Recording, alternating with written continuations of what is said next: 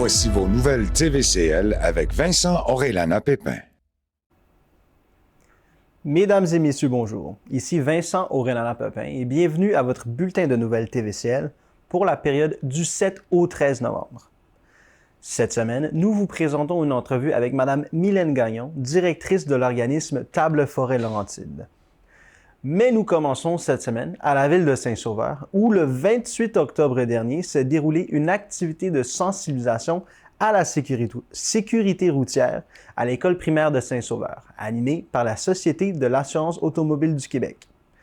Organisée en collaboration avec la ville et le Centre de services scolaires des Laurentides, dans le cadre de la campagne de sécurité routière « Ici, on roule en douceur », cette activité a notamment permis à 125 élèves de découvrir l'unité mobile de prévention de la SAAQ. Ce véhicule à caractère unique propose différentes stations, dont une expérience de réalité virtuelle permettant d'aborder une multitude d'aspects touchant la sécurité routière.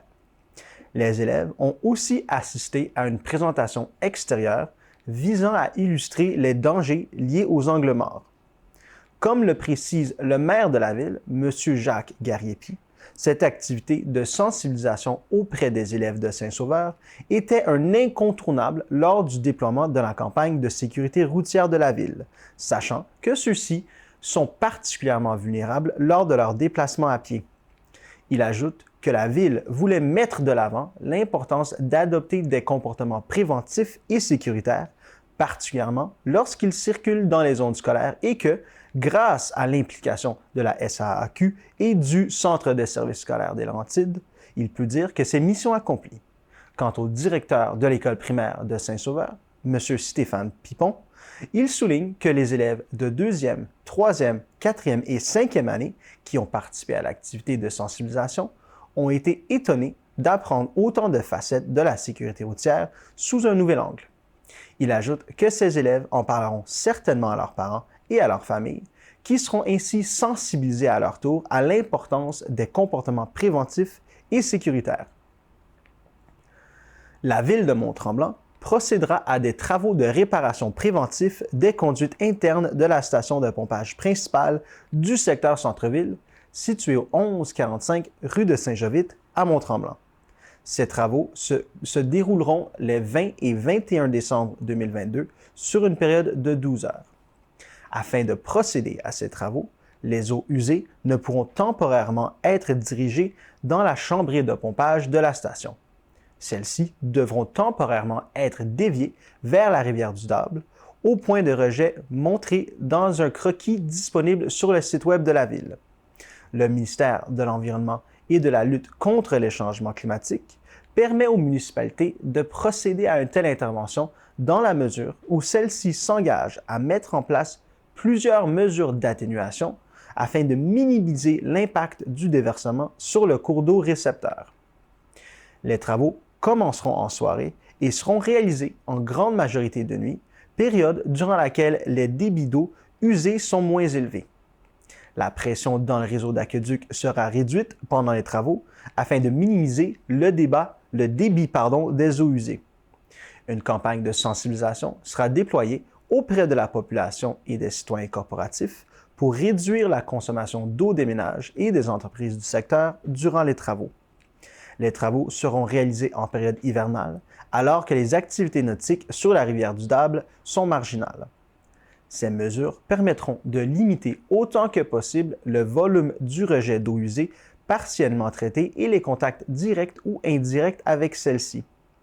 Ce type de déversement, autorisé par le ministère de l'Environnement et de la lutte contre les changements climatiques sous certaines conditions, constitue une procédure standard dans les municipalités lorsque certaines interventions sont requises dans les installations de transport et de traitement des eaux usées.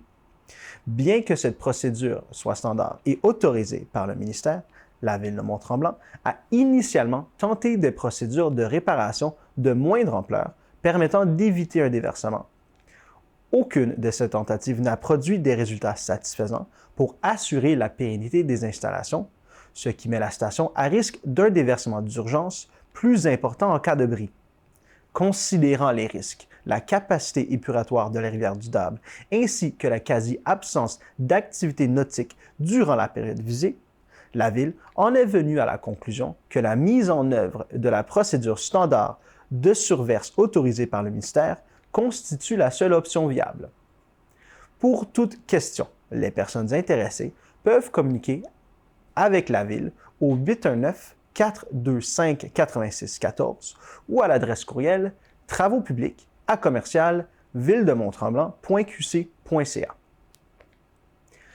La Ville de Mont-Tremblant a reçu la mention coup de cœur du jury à l'occasion du colloque annuel de l'organisme Rue principale qui s'est tenu à la fin octobre. Les rues principales visent à souligner le dynamisme des collectivités en matière de renforcement du tissu urbain et rural, en créant autant des pôles civiques et d'affaires uniques que des milieux de vie rassembleurs, prospères et attractifs. En décernant à Mont-Tremblant son coup de cœur, le jury a tenu à souligner la dimension innovante et l'importante participation publique à travers une série d'initiatives structurantes et génératrices de croissance économique qui ont eu de nombreuses répercussions concrètes au centre-ville, au village et au centre de villégiature Tremblant. Parmi ces projets initiés par le conseil municipal, notons les terrasses sur rue, le soutien à l'émergence du nouveau festival d'humour Joyeux au Mont-Tremblant, la campagne d'achat local Doublé célébré, la contribution au projet de livraison locale avec l'application EVA et la mise sur pied d'un programme d'aide à la relance. La Ville a souligné l'importance de la collaboration de ses partenaires dans ce projet, soit la Corporation de développement économique de la MRC des Laurentides, la Chambre de commerce du Grand Mont-Tremblant, Tourisme Mont-Tremblant, l'Association de villégiature Tremblant, la députée de la Belle, Mme Chantal Janotte, et la Caisse des Jardins de Mont-Tremblant. Pour connaître toutes les initiatives de soutien à la vitalité économique de Mont-Tremblant, les personnes intéressées sont invitées à visiter le microsite Affaires de la Ville de Mont-Tremblant à l'adresse affaires.ville-de-mont-tremblant.qc.ca. Pour toute question, les personnes intéressées peuvent communiquer avec le service du développement économique au 819-425-8614 ou à l'adresse courriel dem@ville-de-mont-tremblant.qc.ca. Revenez-nous après la pause pour notre entrevue avec Mme Mylène Gagnon, directrice de l'organisme Table Forêt Laurentide.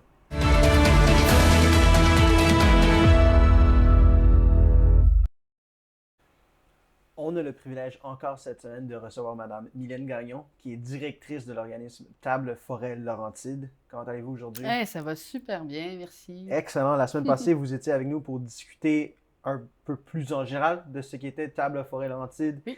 et d'une sortie à l'Orchestre symphonique de Montréal Oui. pour que les gens prennent connaissance des effets sonores du bois. Oui. Cette semaine, vous venez de nous parler d'un événement tout aussi spécial qui s'appelait « Viens vivre la forêt ». Oui, Viens vivre la forêt. Ça s'est passé le 12 octobre dernier au domaine Saint-Bernard à Mont-Tremblant. Puis Viens vivre la forêt, c'est une journée de découverte des métiers forestiers qui s'adresse directement aux élèves du secondaire. La façon que ça fonctionne, c'est durant toute la journée, des élèves viennent, puis il y a des experts, des animateurs d'ateliers qui rendent possible la manipulation via des ateliers interactifs d'outils pour vraiment tester, prendre conscience de la panoplie de métiers forestiers. Puis pas juste par une conférence où on explique qu'est-ce que c'est vraiment du concret. Où vraiment les animateurs mettent vraiment le paquet là, pour essayer d'intéresser les jeunes à leur métier. Je pense que ça fonctionne parce que moi, dans ma tête, la façon la plus efficace pour intéresser un jeune, c'est genre de lui mettre une scie à chaîne dans les mains. Exact. Est-ce que ça a été le cas? Oui, ça a été des scies le à cas. chaîne également? Oui, il y avait des scies à chaîne. Il y avait 14 ateliers. C'est plus de 200 jeunes qui sont venus tester les différents métiers. Fait qu'entre autres, oui, il y avait l'abattage manuel. Donc là, les jeunes ont pu scier dans des bio, vraiment, avec l'aide de l'expert. On avait des arboriculteurs aussi, donc apprendre à faire des nœuds, à grimper dans les arbres, à grimper dans les arbres avec une scie. Un luthier qui nous explique comment est-ce qu'on fabrique les instruments de musique. On avait aussi guide de plein air d'aventure, donc avec des chiens traîneaux. Apprendre aussi à devenir interprète de la nature. Il y en a qui ont appris à lancer à la mouche. C'est ça C'était l'affaire. vraiment interactif. Je pense que les gens, moi aussi, ne comprennent pas exactement le nombre de professions, le nombre d'activités qui sont faites dans ce milieu-là. Exactement. Puis c'était vraiment l'objectif de la journée. Parce que souvent, on pense métier forestier, métier de la transformation, on va penser au bûcheron qui part avec sa chainsaw dans le bois. Mais il y a vraiment plus que ça. Il y a des ingénieurs du bois, ingénieurs forestiers, en voirie forestière aussi. Donc, on avait de la grosse machine sur le terrain. Puis il y en a qui se sont amusés à prendre des bio et à les mettre sur le transporteur. Puis j'imagine que la pénurie de main-d'œuvre, que toutes les industries connaissent en ce moment, s'applique également à celle-là. Exactement. Oui. Fait que c'est aussi un peu pour ça, on le sait, pénurie de main-d'œuvre à travers le secteur forestier, à travers le secteur de la transformation du bois.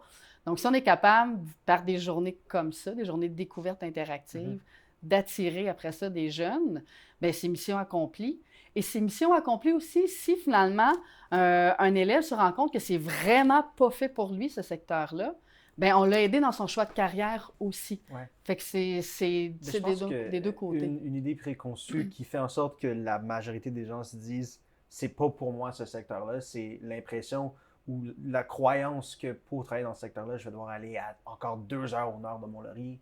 Je pense que les gens croient, moi aussi je crois ça, que si je veux travailler là-dedans, je vais être tout seul dans le bois à l'année longue, loin de tout et de tout le monde que j'apprécie. Mais ce que vous me dites, c'est que c'est pas le cas non plus. C'est une partie. Oui, c'est certain que certains métiers, que ça se passe dans des camps forestiers où on part à la semaine, où on part aux 2 semaines. Puis il y en a qui aiment ça, il y en a qui sont faits pour ça. Mais aussi, nous, on sait, dans les Laurentides, il y a toute la proximité avec la forêt. Donc, la foresterie urbaine, ça fait partie du secteur forestier. Donc, foresterie urbaine, ça le dit, on est en ville. Donc, des arboriculteurs, des élagueurs, de l'entretien. Fait que c'est pas nécessairement de partir loin en forêt. On peut faire de la foresterie de proximité dans les Laurentides. Puis, il y a vraiment plein de métiers qui sont associés à ça parce qu'il y a beaucoup de recherche aussi. C'est souvent un côté qu'on connaît un peu moins. Tout ce qui est ingénieur forestier, ingénieur du bois, ce sont des métiers où on est plus où on est en forêt, mais c'est vraiment des secteurs de recherche. Donc, c'est des bacs qui se donnent en foresterie, des bacs en transformation du bois. Fait qu'il y a encore tout un secteur recherche. Il y a un côté un peu plus chimiste aussi, et où est-ce qu'on va avec les bioproduits. Donc, des journées comme on a fait, ça permet de voir toutes ces possibilités-là. Puis de voir aussi que la foresterie, c'est ça, c'est pas juste de couper des arbres. Puis qu'on maximise la ressource, qu'on respecte la ressource qu'on va récolter. Toute la recherche qui est faite, j'imagine que c'est... On est rendu au point où cette recherche-là est faite pour trouver des façons plus efficaces de consommer le bois, de l'utiliser. Oui, vraiment, de tout ce volet-là. Donc, d'utiliser et de maximiser la ressource pour la respecter le plus possible. Donc, c'est pour ça que quand on parle des bioproduits ou de la biomasse forestière, c'est que là, on va aller chercher... On sait, il y a des résidus qui existent parce que tant qu'on va faire des planches rectangles ou des madriers carrés, dans des morceaux de bois qui sont ronds, il va toujours avoir des résidus. Fait que là, avec la recherche, on est capable d'aller maximiser ces résidus-là, de trouver d'autres portes d'avenir pour développer tout ça. Fait que ça, c'est en transformation du bois. Mais là, on le voit, il fait chaud, on est en plein mois de novembre, il fait super chaud. Donc, il y a aussi tout un volet recherche sur la dynamique de nos forêts qui peut se faire avec les ingénieurs forestiers. Vous avez mentionné que pour accéder à ces emplois en recherche, c'est habituellement des bacs qu'il faut, des bacs qui se donnent à l'université. Pour les autres types d'emplois dans cette industrie-là, c'est des DEP, c'est... Il y en a vraiment pour tous les goûts. Où est-ce qu'un jeune de 16-17 ans pourrait aller pour avoir accès à ces programmes d'études-là qui ne sont pas des bacs? Bon, comme je disais, oui, il y a des bacs, mais il y a aussi, si quelqu'un veut aller plus du côté de la technique, il y a des techniques aussi qui se donnent dans certains cégeps et il y a aussi les DEP. Puis il y en a vraiment beaucoup qui sont répartis à travers le Québec. C'est sûr que le Centre de formation professionnelle à Mont-Laurier offre la plupart des DEP en foresterie, mais quelqu'un qui veut aller un peu plus loin, qui lui veut aller finalement faire une technique ou qui veut aller au bac, il y a Chicoutimi qui en offre, il y en a Abitibi, il y en a vraiment un petit peu partout. Puis on a un site qui s'appelle Touche du bois, qui, à travers ce site-là, Touche du bois, il y a vraiment la description de l'ensemble des carrières possibles, autant en protection, en transformation ou en foresterie. Puis pour chacun des métiers, ça explique, qu'est-ce que ça prend, c'est quoi la scolarité à avoir, puis où ça se donne à travers le Québec.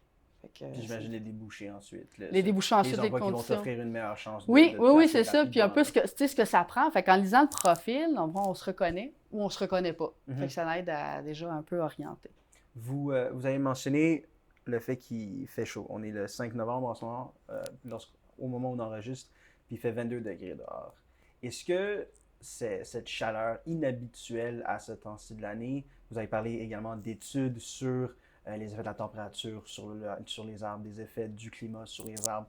Est-ce qu'on a des études qui disent que quelque chose comme 22 degrés Celsius, un 5 novembre, c'est bon ou mauvais pour la foresterie?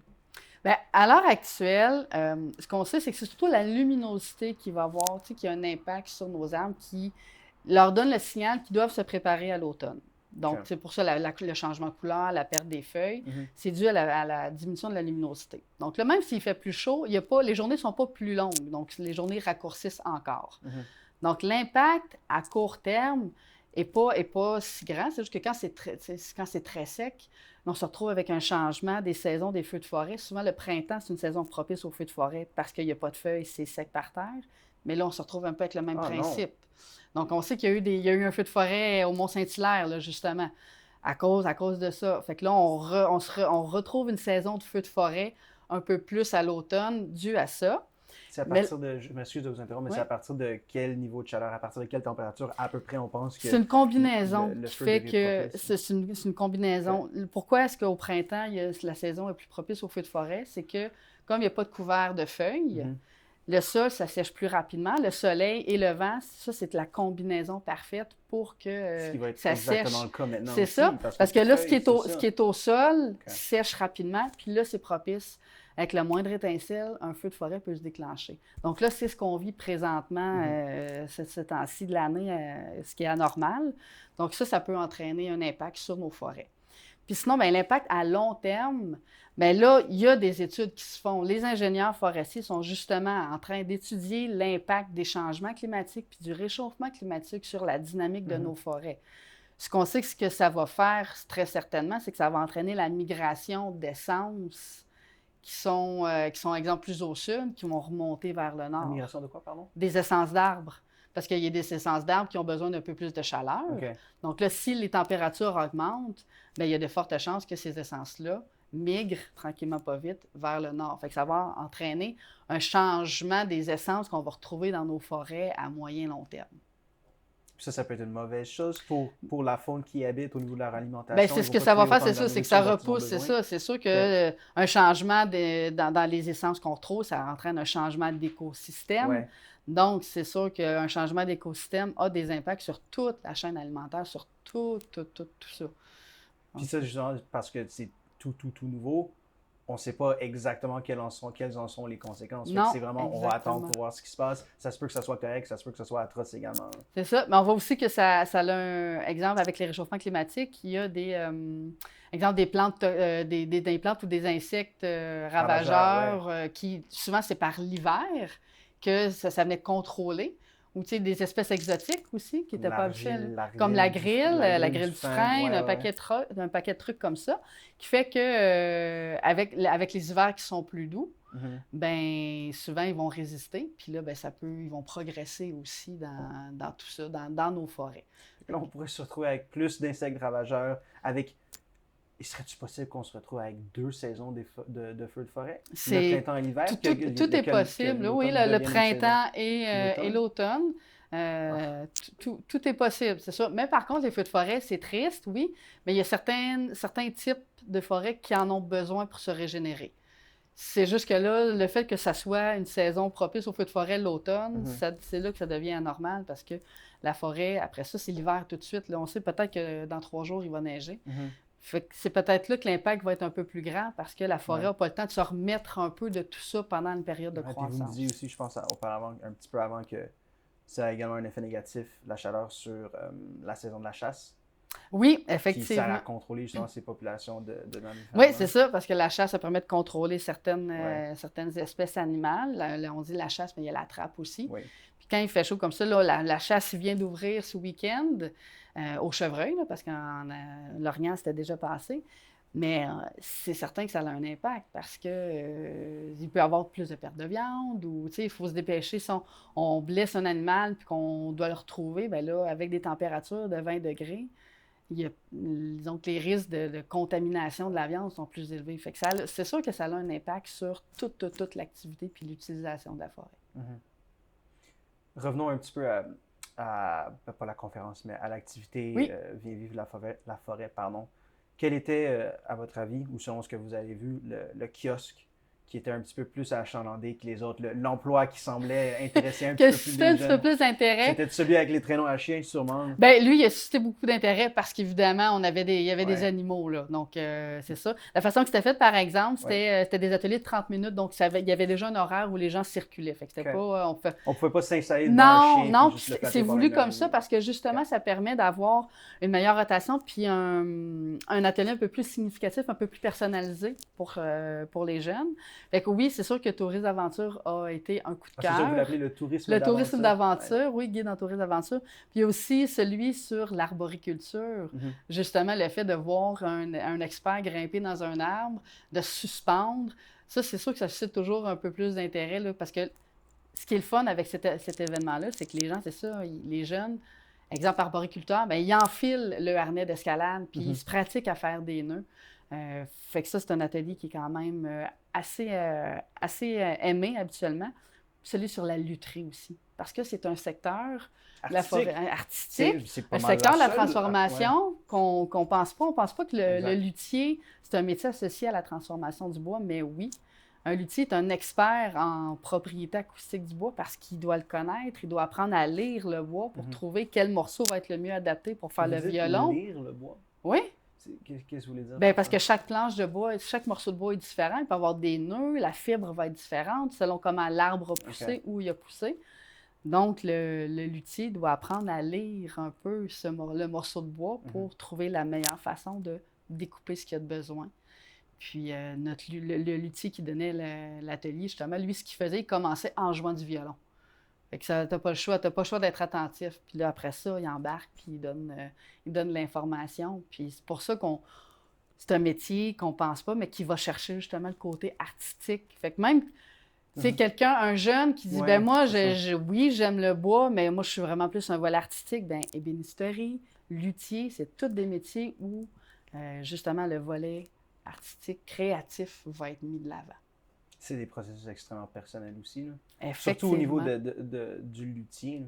Le fait de prendre une pièce de bois puis de passer autant de temps avec pour au final produire quelque chose qui va faire des beaux bruits.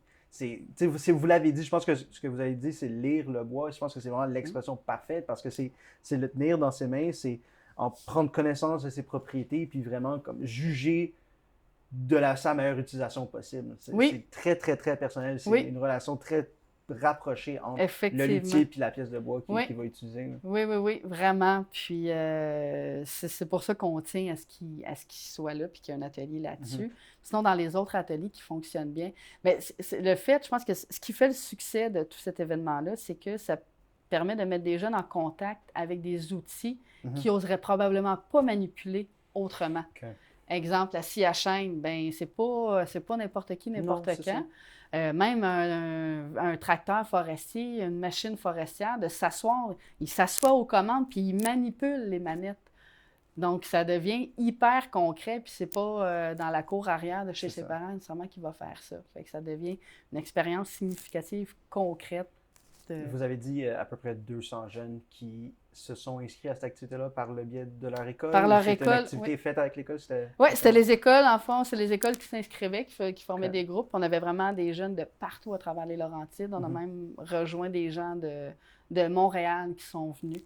Donc, en même temps, ça fait une belle visibilité pour les partenaires, là, le domaine Saint-Bernard, tout ça. Fait que oui, à travers les Laurentides, on a réussi à rejoindre des jeunes. Est-ce qu'il y a une activité similaire qui s'en vient avant la fin de l'année ou ça va attendre 2023? C'est quand même une grosse organisation, donc c'est sûr qu'on n'en fera pas d'autres cette année, d'événements comme ça. Par contre, nous, ce qu'on fait à Forêt-Laurentide, on offre un atelier qui présente les métiers forestiers. Et là, je lance un petit scoop, mais on s'en vient tranquillement pas vite avec la réalité virtuelle pour cet atelier-là. Fait qu'on va vraiment se mettre dans la peau d'un forestier. Donc, c'est ça, s'il y a des écoles qui n'ont pas pu participer pour X raisons, mais qui veulent quand même en apprendre un peu plus sur les différents métiers, bien nous, on se déplace dans les classes puis on peut offrir cet atelier-là gratuitement. C'est parfait. J'ai aucun doute que beaucoup de gens vont être intéressés par ça. Puis je vous remercie encore une fois d'avoir été des nôtres. C'était super ça fait intéressant. plaisir. Merci beaucoup. Merci.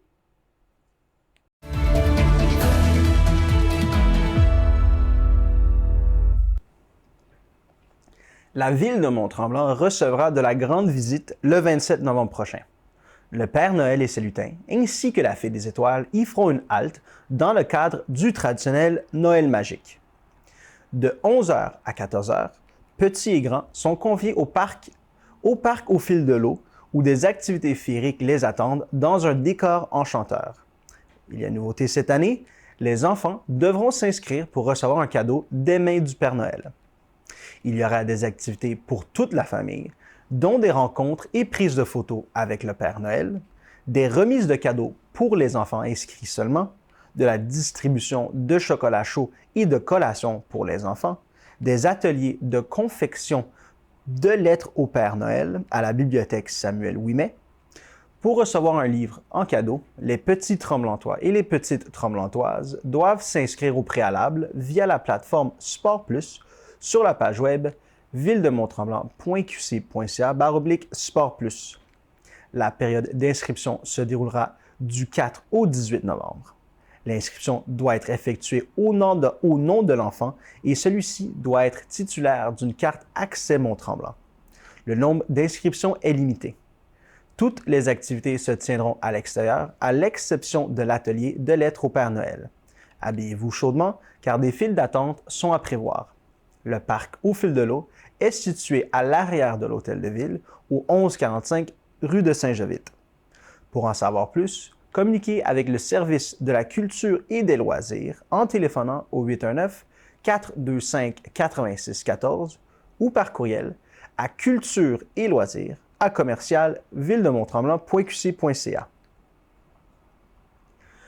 La ville de Mont-Tremblant vous invite à son traditionnel marché des fêtes qui se tiendra dans le hall de l'Hôtel de Ville les 25, 26 et 27 novembre prochains.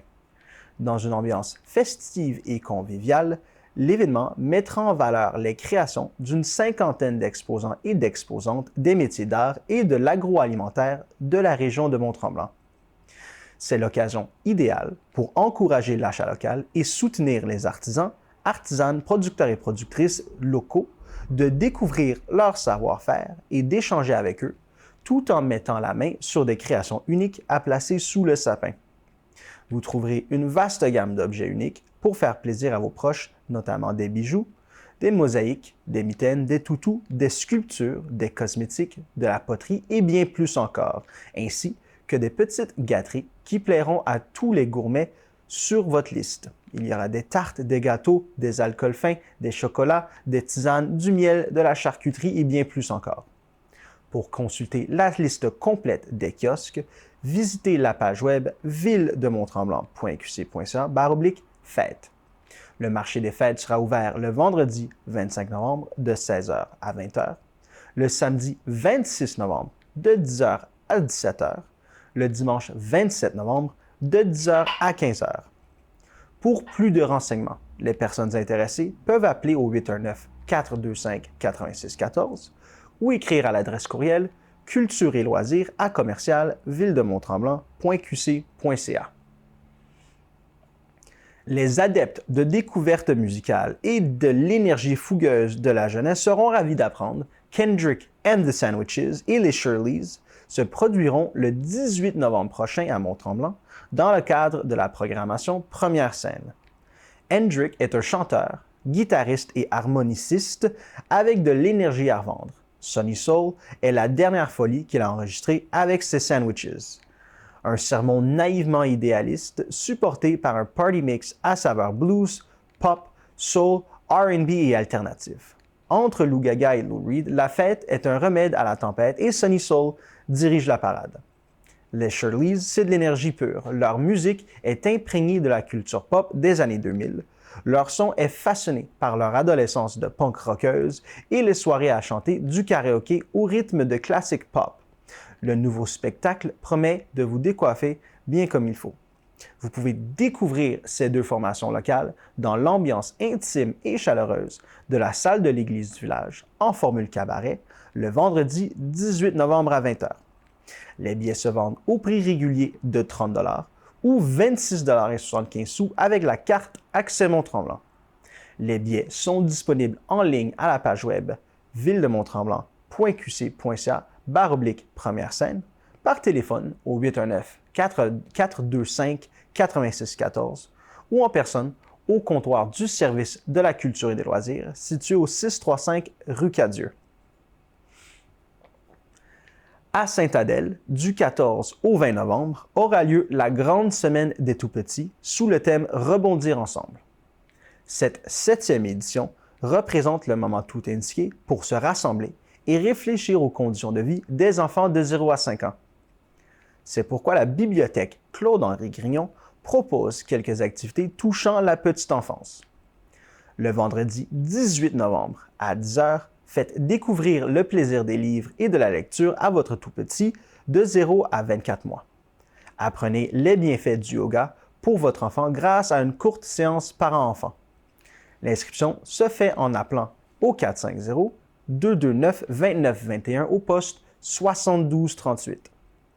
Le vendredi 18 novembre à 11h, il y aura une heure du conte en pyjama. Les enfants peuvent apporter leur doudou et leur toutou.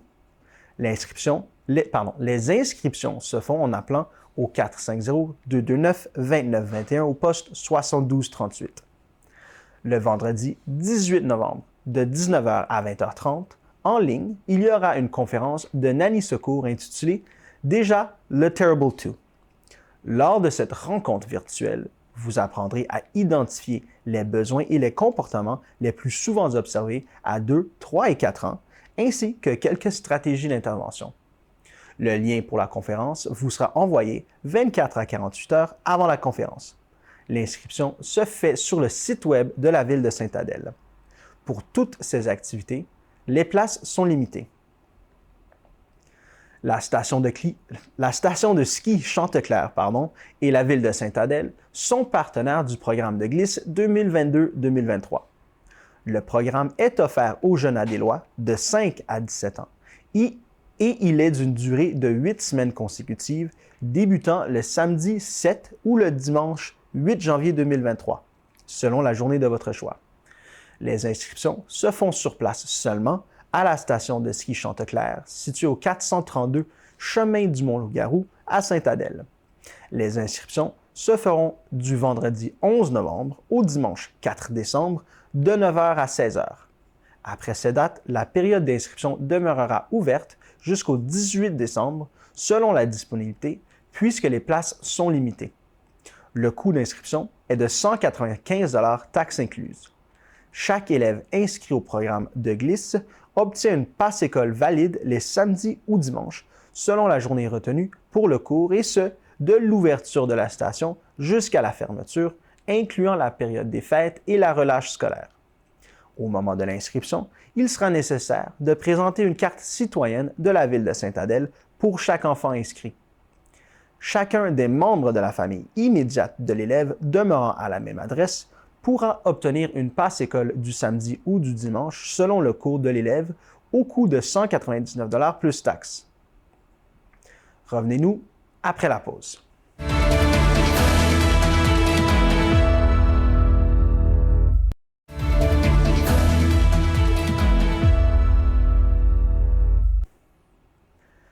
La ville de Saint-Agathe-des-Monts souhaite aviser la population que les travaux de réfection aux abords de la polyvalente des Monts se poursuivent présentement dans le secteur, la phase des travaux en cours étant estimée à plus ou moins 1 mois.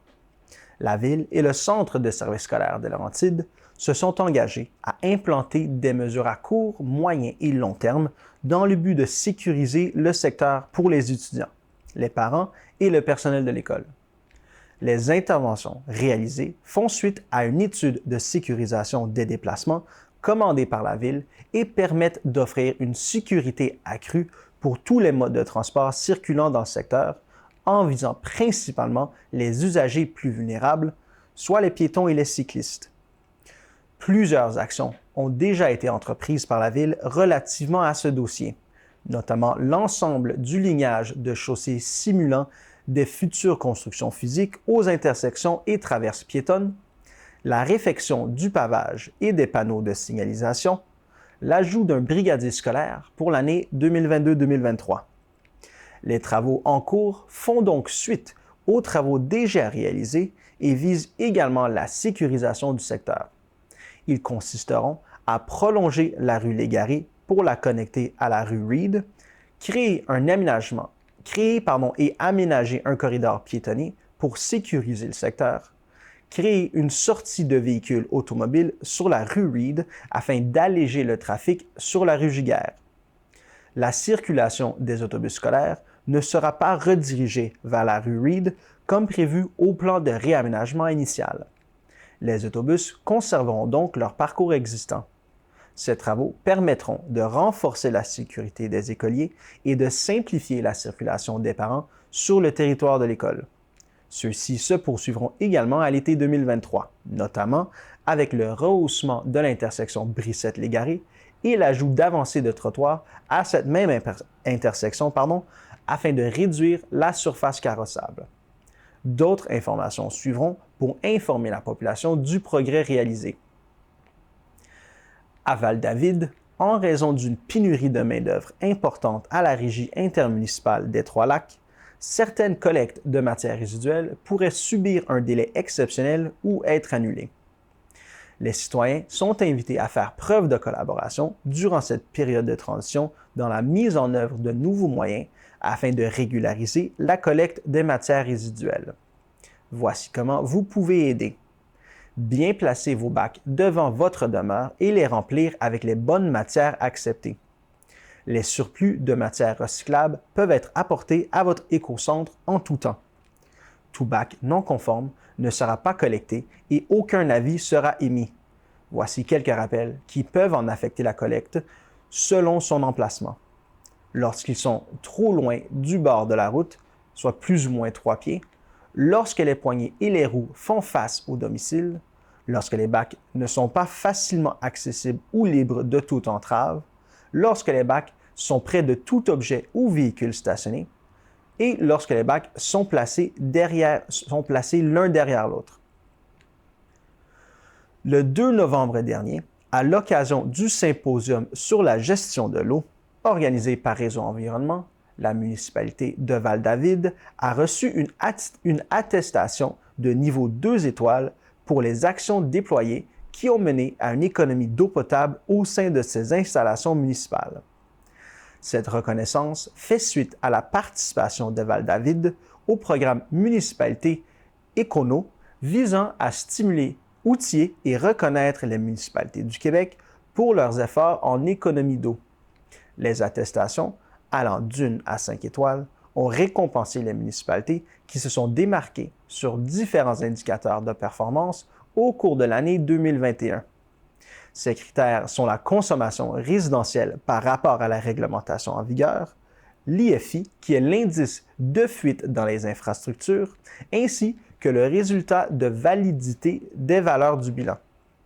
À Val-David, l'analyse et la réparation de fuites sur le réseau d'aqueduc, la mise en place d'un programme d'aide financière pour le changement d'une toilette standard à une toilette à faible débit, l'application du règlement sur l'arrosage, l'installation de compteurs d'eau et la diffusion de campagnes de sensibilisation ont notamment contribué à améliorer la performance de la municipalité sur l'économie d'eau potable.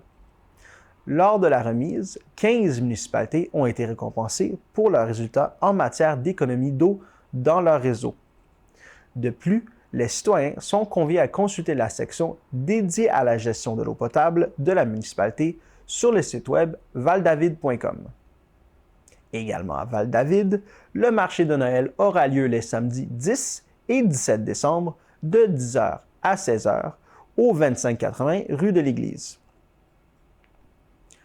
À Val-Morin, suite à l'adoption du règlement 735 lors de la séance du conseil municipal du 18 octobre dernier, un changement de réglementation a été adopté concernant le stationnement qui sera désormais interdit sur le territoire de la municipalité. Le stationnement sera interdit en tout temps sur l'ensemble des rues et chemins publics, à l'exception des endroits spécifiquement identifiés ou selon certaines périodes déterminées dans l'année. Il sera entre autres autorisé sur tout le territoire les 24, 25, 26 décembre ainsi que les 31 décembre, 1er et 2 janvier, à l'exception des périodes entre minuit et 7 heures. Cette mesure s'inscrit dans une série d'actions mises en œuvre par l'équipe municipale afin de régler les problématiques de stationnement qui n'ont fait qu'augmenter depuis plus de 2 ans. Suite à la réception d'un nombre très important de plaintes liées au stationnement au cours de l'été 2021, un sondage de la population a été réalisé en 2021 sur le site web de la municipalité. Plus de 159 répondants ont proposé des solutions, dont une grande partie était favorable au stationnement interdit sur l'ensemble du territoire et à une proposition de vignette citoyenne permettant l'accueil de visiteurs au besoin. Cette vignette est déjà acheminée annuellement aux citoyens pour autoriser l'accès au stationnement de la plage. Les citoyens en recevront dorénavant 2. Elle permettra ainsi le stationnement dans les rues des quartiers résidentiels au besoin. Différentes solutions suggérées dans le cadre du sondage ont été mises en œuvre au cours de l'été 2021 et de l'été 2022 en collaboration avec un comité de travail interne. La municipalité a constaté qu'en limitant le stationnement dans certains secteurs, le problème était automatiquement déplacé ailleurs. Encore une fois, la municipalité a reçu un grand nombre de plaintes citoyennes ayant à composer avec un achalandage constant et incontrôlable dans les rues de leur quartier. Des agents de stationnement supplémentaires ont dû être embauchés, de nouvelles interdictions dans certains secteurs ont été ajoutées, mais la problématique a subsisté aux endroits plus achalandés, et elle s'est également transportée dans d'autres quartiers. Plusieurs municipalités aux prises avec la même problématique ont été consultées suite au changement de réglementation interdisant le stationnement sur le territoire. Il s'est avéré que la solution la plus pérenne et efficiente pour la plupart de ces municipalités. Ce changement de règlement a également été mis en place pour les raisons suivantes. Assurer la sécurité et la quiétude des citoyens qui demeurent dans les secteurs plus achalandés où certains usagers laissent leurs véhicules à des endroits non autorisés ou chevauchent des terrains privés. En raison des nombreuses voies de circulation étroites sur le territoire qui limitent la bonne circulation des véhicules d'urgence, pour permettre que les opérations de déneigement se déroulent de façon optimale et afin de faciliter la circulation lors des journées de collecte des matières résiduelles. Revenez-nous après la pause.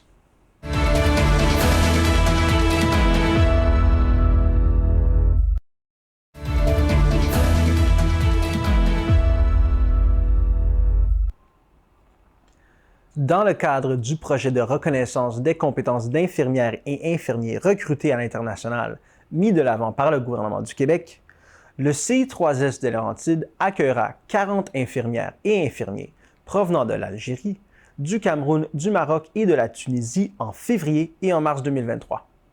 Ces nouveaux arrivants seront répartis en 2 cohortes de 20 personnes chacune dans les territoires d'Anton-Labelle et de Thérèse de Blainville.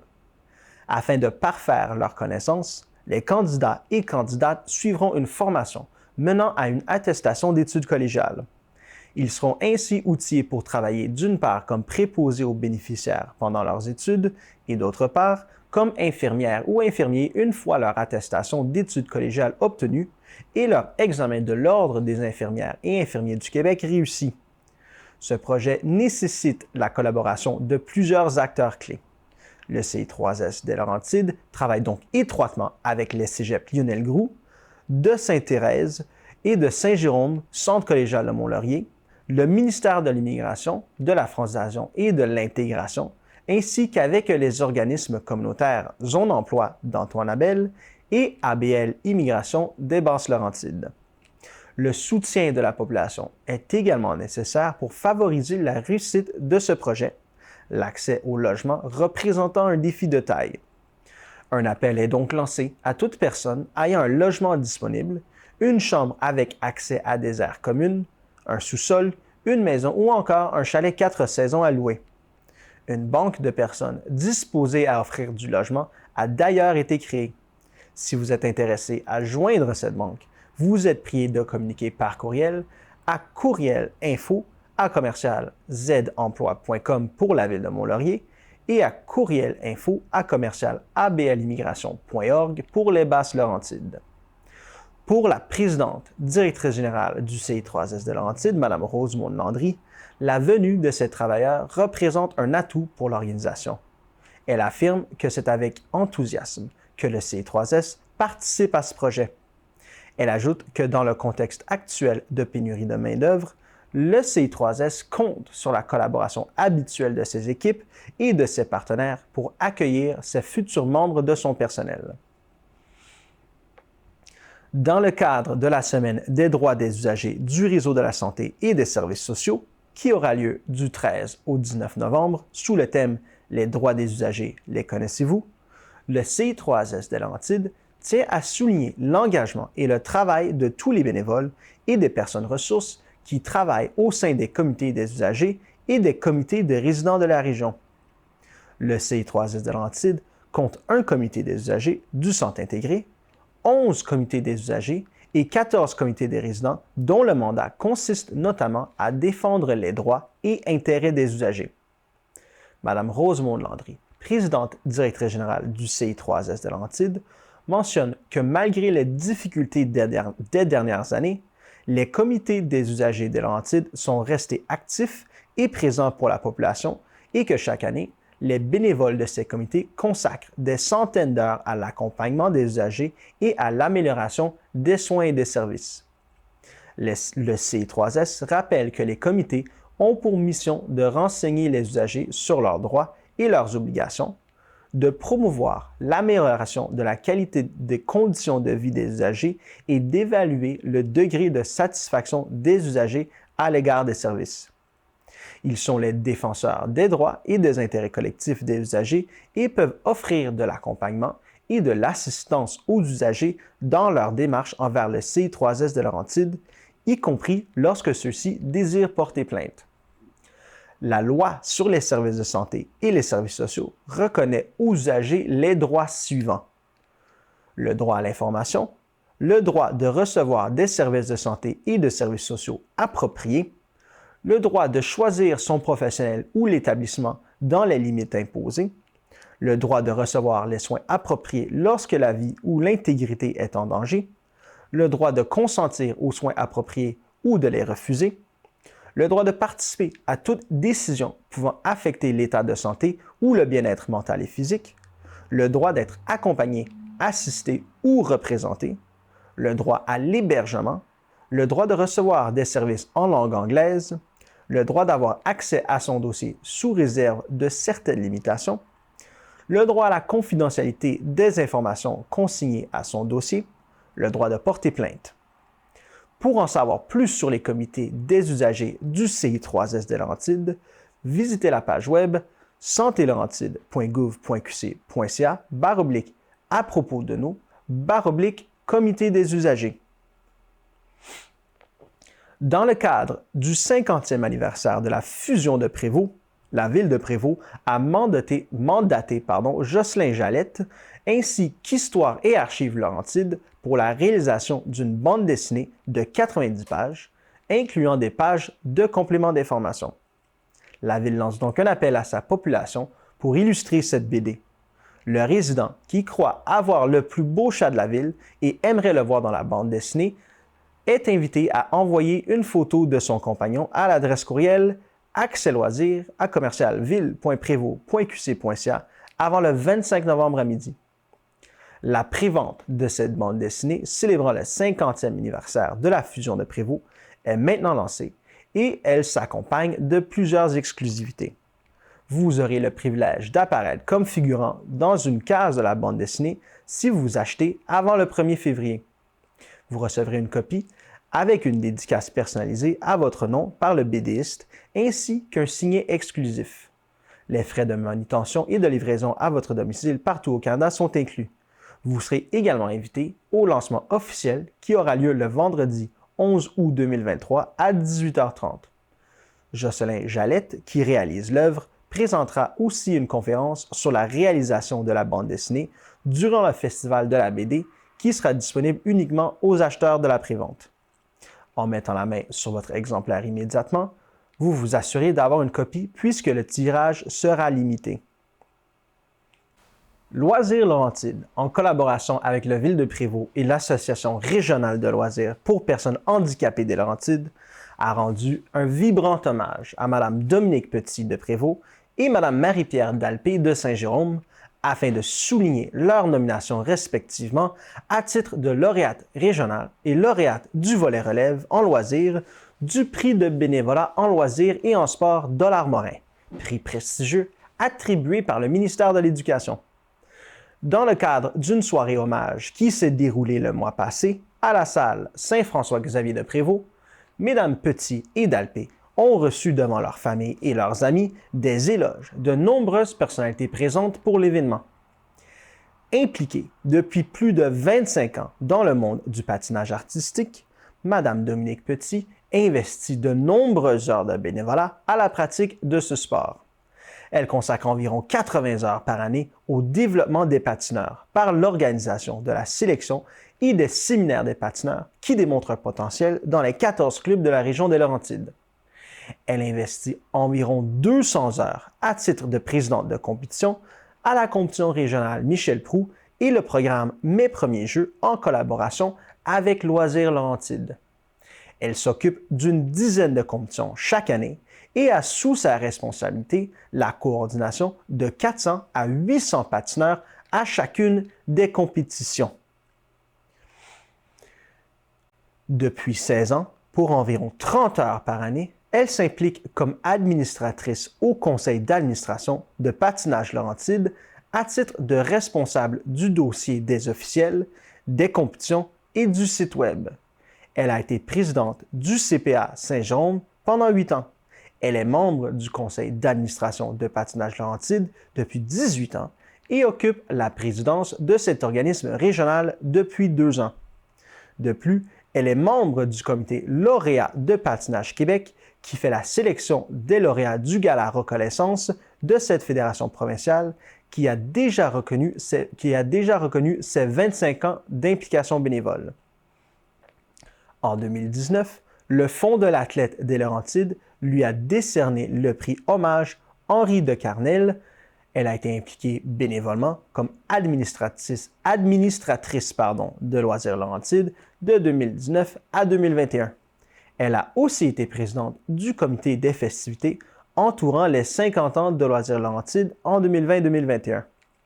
Le président de Loisirs Laurentides, M. Michael Leduc, affirme que pour sa passion, son dévouement et sa contribution au développement du patinage artistique dans la région et son implication élargie à titre de bénévole, le conseil d'administration de Loisirs Laurentides est heureux cette année d'honorer Mme Dominique Petit en lui décernant le titre de lauréate régionale 2022 du prix de bénévolat en loisirs et en sport Dollard-Morin pour la région des Laurentides. Quant à Mme Marie-Pierre Dalpé, elle est une ressource inestimable pour l'Association régionale en loisirs pour personnes handicapées des Laurentides. En avril 2016, Mme Dalpé a fait un AVC. Après 12 semaines de réadaptation, elle a dû réapprendre à marcher et à gérer l'aspect cognitif, entre autres, la gestion des priorités. Anciennement adjointe administrative, elle a décidé de poursuivre son implication bénévole au sein de l'Association régionale en loisirs pour personnes handicapées des Laurentides parce qu'elle a été touchée par cette clientèle et comprenait leurs besoins. Elle a décidé de s'investir de cette mission en faisant 2 à 4 jours de bénévolat par semaine avec cet organisme. Elle est là bénévolement pour accomplir des tâches administratives, s'occuper de l'accueil de la clientèle et des communications de l'organisme. Elle agit comme personne ressource pour l'organisation des formations des accompagnateurs pour enfants et des besoins spéciaux dans les camps de jour, des activités de l'été dont le soccer, le baseball et les activités de plein air, des activités d'automne dont le club de marche, la natation, le hockey, le bocce et la chorale. Elle a été assistante à la réalisation de l'événement Brunch de Noël, historiquement tenu en présentiel avec plus de 100 participants. Elle s'occupe aussi pour son plaisir de la gestion du matériel, de l'achat d'articles, de bricolage, de l'entretien ménager et de l'achat de nourriture. La directrice générale de l'Association régionale en loisirs pour personnes handicapées des Laurentides, Mme Marie-Ève Lépine, mentionne qu'à titre de bénévole, le rôle de Mme Dalpé est essentiel au bon fonctionnement de l'organisme puisqu'elle est impliquée, créative, pétillante et engagée. Mme Lépine ajoute que Mme Dalpé mérite amplement cette reconnaissance. Mesdames Petit et Dalpé se verront remettre leur prix par le ministère de l'Éducation lors d'une cérémonie protocolaire à Québec le 25 novembre prochain. Revenez-nous après la pause.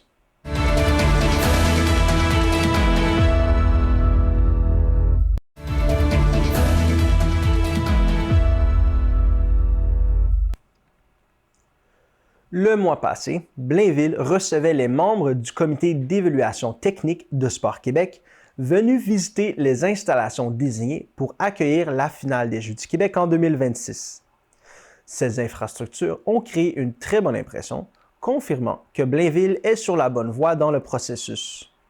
Mathieu Poirier, président du comité de candidature pour l'obtention de la finale des Jeux du Québec à l'hiver 2026, affirme que devant le succès de cette première étape, le comité est très encouragé et surtout très motivé à entreprendre la deuxième partie du parcours qui consistera à préparer le cahier des partenaires essentiels et le budget préliminaire qui seront déposés en février 2023. Il ajoute que la candidature de Blainville est sur une excellente lancée et qu'il est nécessaire de garder ce bon rythme. Par ailleurs, le comité de candidature a profité du match de l'Armada Blainville-Boisbriand du 30 octobre pour effectuer une sortie remarquée par les spectateurs enthousiastes et par une mise au jeu protocolaire sous les couleurs des Jeux du Québec. La mairesse Mme Lisa Poulain, le président du comité M. Mathieu Poirier, ainsi que des membres du comité étaient réunis sur la glace afin de donner le coup d'envoi à ce match opposant l'Armada de Blainville-Boisbriand au Phoenix de Sherbrooke, devant des gradins remplis de partisans et de citoyens de Blainville, heureux de participer à cette aventure de candidature à la finale des Jeux du Québec. La mairesse Mme Lisa Poulain affirme que la ville a réussi une autre belle opération de mobilisation. Elle ajoute que l'appui de l'équipe de hockey junior est une autre démonstration de la capacité des différents acteurs de la ville pour s'unir pour atteindre un objectif commun. Elle mentionne aussi que la population est active et que le sport et l'activité physique font partie intégrante des habitudes de vie de la communauté. La population est également sollicitée pour appuyer Blainville dans son projet. Pour démontrer son soutien, il suffit de remplir le formulaire disponible à la page web blainville.ca/Jeux-Québec. La MRC des Laurentides souhaite informer sa population que depuis le 31 octobre 2022, il est de nouveau disponible d'apporter ces résidus domestiques dangereux dans les écocentres. Depuis le 11 octobre dernier, en raison d'une hausse marquée des résidus domestiques dangereux reçus et de la capacité de les traiter en continu, la MRC avait suspendu temporairement leur collecte dans les 9 écocentres du territoire.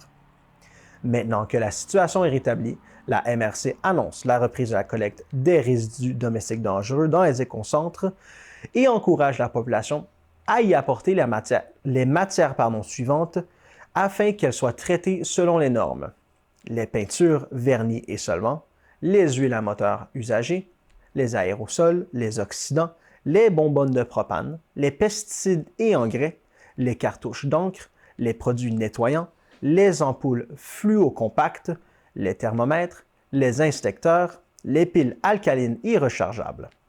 Il est possible de reconnaître facilement un résidu domestique dangereux grâce aux pictogrammes apparaissant sur les contenants: corrosif, inflammable, toxique ou explosif. La Ville de Mont-Laurier désire informer les citoyens que la période du vote dans le cadre de la 3e édition du budget participatif de Mont-Laurier se déroulera jusqu'au 23 novembre. Dès maintenant, les citoyens de Mont-Laurier sont appelés à voter pour leur projet de coup de cœur en ligne par le biais du site Internet de la Ville. Dans le cadre de cette 3e édition, 13 projets ont été déposés au total par les citoyens. À la suite de l'étape de l'analyse effectuée par le comité pilotage, composé de bénévoles, des membres du conseil municipal et des directeurs de la Ville de Mont-Laurier, 8 projets ont été jugés admissibles en fonction des critères pour la période du vote des citoyens. Vous aurez la chance de découvrir les 8 projets en remplissant votre formulaire de vote. Pour y participer, vous devez être citoyen de Mont-Laurier et âgé de 12 ans et plus. Un seul vote par résident sera comptabilisé lors du décompte. Par le biais de ce processus démocratique, le conseil municipal offre aux citoyens le pouvoir d'agir en décidant de quelle façon sera dépensée une partie du budget d'immobilisation de la ville. Ces derniers sont sollicités de 2 façons, soit en proposant des projets ou en votant pour l'un ou l'autre des projets finalistes. Un budget de 25 000 $ est réservé par le conseil municipal pour la réalisation du projet qui aura obtenu le plus grand nombre de votes. La construction du projet sélectionné sera prévue à l'été 2023.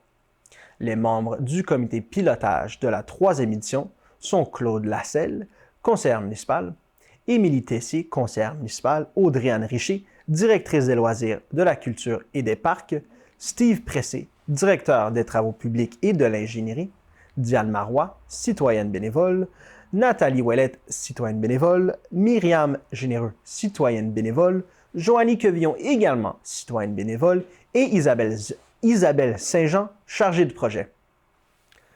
La Ville de Mont-Laurier a procédé au dévoilement officiel du nouveau nom du sentier intergénérationnel situé à l'arrière de l'Hôtel de Ville à l'effigie de M. André Bolduc. Pour l'occasion, le maire, accompagné des conseillers municipaux, des membres de la famille, des amis et des citoyens de la communauté, se sont rassemblés afin de souligner l'événement et rendre hommage à M. Bolduc. Pharmacien de profession, il s'est démarqué par son engagement exceptionnel au niveau socio-économique. Philanthrope, visionnaire et dévoué, il a fait sa marque comme homme d'affaires au sein de la communauté Laurier-Montoise. Par ailleurs, en 2011, la Ville de Mont-Laurier l'a également honoré lors du mérite municipal en nommant M. Bolduc citoyen de l'année à titre posthume pour l'ensemble de ses œuvres. La Ville, en collaboration avec la Société d'histoire et de généalogie des Hautes-Laurentides, vous propose un parcours de 8 panneaux interprétatifs qui expliquent la vie des moniales qui résidaient sur le site de l'Hôtel de Ville jusqu'en 2023. Ces infrastructures appartenant au patrimoine bâti de la Ville de Mont-Laurier seront ainsi mises en valeur. Les citoyens et les touristes ont maintenant la chance de découvrir ces nouveaux panneaux installés dans le sentier intergénérationnel André Bolduc. Les activités proposées dans le sentier intergénérationnel André Bolduc incluent un sentier aménagé de près de 1,6 km, disponible aux citoyens pour les amateurs de marche ou de raquettes pendant la période hivernale. Différentes stations d'exercice sont également proposées et adaptées selon le niveau de mise en forme des utilisateurs. Des espaces sont également aménagés pour dîner ou pour profiter d'une pause plein air. De plus, rappelons qu'une forêt nourricière a été plantée aux abords du sentier afin que les citoyens puissent éventuellement y cueillir des fruits. Considérant que la politique québécoise de gestion des matières résiduelles vise une valorisation optimale des résidus de construction, rénovation et démolition, le complexe environnemental de la Rouge doit ajuster ses pratiques afin d'éviter l'enfouissement de ces matières. Le complexe environnemental de la Rouge encourage donc tous ses clients à trier leurs résidus afin qu'ils soient disposés au complexe pour être par la suite dirigés directement vers la chaîne de valorisation. Certains clients qui ne peuvent se soumettre au tri des résidus auront encore l'opportunité d'aller au complexe pour en disposer. Une tarification plus élevée pour ces clients sera mise en place à partir du 1er janvier 2023. En effet, le transbordement et le transport de ces résidus vers un autre centre de tri de CRD certifié entraînent des coûts supplémentaires. Aussi, à partir du 1er janvier 2023, les arrivages de camions lourds de démolition ou autres comportant des résidus mélangés seront refusés au site pour être redirigés vers les centres de tri de CRD certifiés. Le complexe encourage sa clientèle à trier les résidus de CRD avant leur arrivée au site afin d'éviter des manipulations du transport et des coûts additionnels. Revenez-nous après la pause.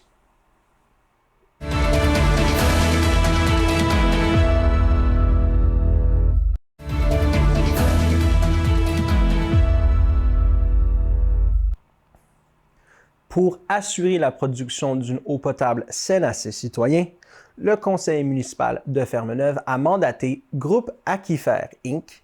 afin de réaliser une étude permettant d'identifier les faiblesses et les menaces qui touchent la source d'alimentation en eau potable de la municipalité.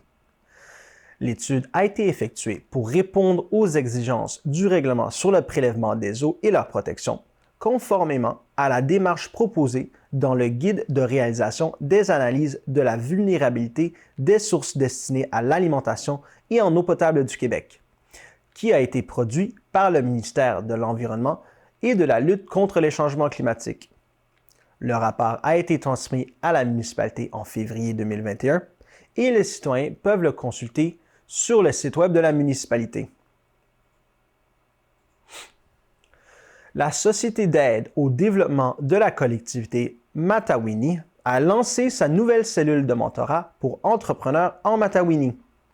Le service de mentorat pour entrepreneurs vient bonifier l'offre actuelle d'accompagnement aux entreprises et ciblera plus spécifiquement l'individu derrière l'entreprise.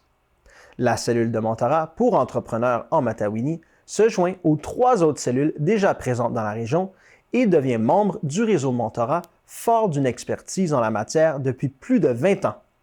Par ce nouveau service, la SADC souhaite contribuer à la croissance et la vitalité des entreprises du territoire en passant par le soutien au développement du savoir-être entrepreneurial. Le mentorat est un outil puissant pour le développement des entrepreneurs et favorise grandement leurs chances de succès. Les chiffres le démontrent, les entrepreneurs ayant recours au service de mentorat doublent leurs chances de passer le cap des 5 premières années.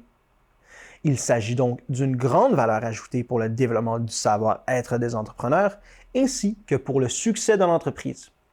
En étant jumelé avec un entrepreneur d'expérience, le mentoré peut augmenter sa confiance en ses capacités, clarifier sa vision, mieux planifier et gérer ses priorités, avoir une meilleure gestion de son stress et améliorer ses compétences en leadership. Le nouveau chef mentor de la cellule a été dévoilé. Il s'agit de M. Gilles Beauchamp, qui a fait ses débuts comme mentor sur la Rive-Sud et cumule plus de 15 années d'expérience. M. Beauchamp a souligné l'arrivée de 3 nouveaux mentors dans la cellule, soit Chantal Bruno, Daniel Cornelier et France Despatie. D'autres mentors rejoindront également bientôt la cellule et seront dévoilés sous peu. Le mentorat repose sur l'implication bénévole d'entrepreneurs expérimentés et l'ouverture de nouveaux entrepreneurs désirant non seulement développer leur entreprise, mais aussi leur savoir-être entrepreneurial. Toute personne intéressée à être mise en relation avec un mentor n'a qu'à communiquer avec la SADC pour valider dans un premier temps que le service répond bien à leurs besoins, puis connaître le fonctionnement du mentorat et ultimement être mis en tandem avec un mentor. Le réseau mentorat se dédie au développement du plein potentiel des entrepreneurs par le mentorat. En collaboration avec des partenaires, il crée des relations d'accompagnement durable basées sur l'écoute et le partage à travers le Québec et la francophonie. La Société d'aide au développement de la collectivité Matawini est un organisme à but non lucratif financé par Développement économique Canada. En action depuis plus de 25 ans, la SADC est au cœur du développement économique de la MRC de Matawini, qu'elle dessert activement. Enracinée dans son milieu, la SADC Matawini contribue au développement économique du territoire de la MRC de Matawini par de l'accompagnement et du service conseil pour les entreprises et les individus dans leurs projets d'affaires. Voilà, c'était tout cette semaine pour votre bulletin de nouvelles TVCL. Je remercie Mme Mylène Gagnon d'avoir été des nôtres et je vous remercie d'avoir été à l'écoute. À la semaine prochaine.